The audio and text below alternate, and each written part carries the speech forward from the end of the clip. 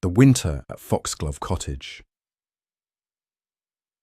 On the outskirts of a small village named Hartley, there was a cottage nestled between the trees that seemed as if it had always been there. Foxglove Cottage, with its weathered stone walls and thatched roof, was a place that felt like it had stories hidden in every corner. The cottage sat at the edge of a forest, where tall evergreens whispered in the wind, and in the winter, the snow would pile high against the door like a friendly visitor. It was a place where time moved slowly, where the pace of life matched the rhythm of the seasons, and where every evening was filled with the warmth of a crackling fire and the smell of freshly baked bread. Foxglove Cottage had been in the Snow family for generations. Eliza Snow, the current owner, had lived there for as long as anyone in the village could remember. She was in her mid-60s, with silver hair that she kept tied up in a neat bun, and a pair of round glasses that always seemed to sit at the end of her nose. Eliza had a way about her that made people feel at ease, like a warm blanket on a cold night.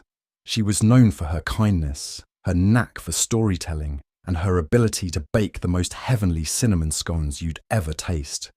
But Eliza wasn't alone at Foxglove Cottage. Living with her was her granddaughter, June. June was 12 years old and had been staying with her grandmother since she was small.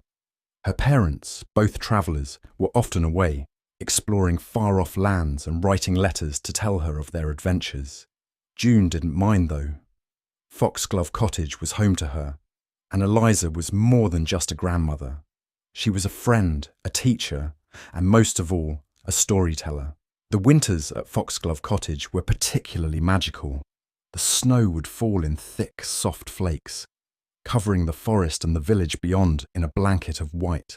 The forest itself was a mystery, with paths that twisted and turned, and deep within it, some said, lived creatures that only came out when the world was quiet and covered in snow. June loved the winter. She loved the way the frost made the windows shimmer in the early morning light, and the way the smell of pine filled the air when she walked through the woods with her grandmother. But most of all, she loved the evenings, when the world outside was dark and cold, and inside the fire crackled, casting a warm glow over everything. It was on one of these winter evenings, just after a heavy snowfall, that something unusual happened. June was sitting by the fire, her favourite blanket wrapped around her shoulders, while Eliza was in the kitchen, humming to herself as she prepared after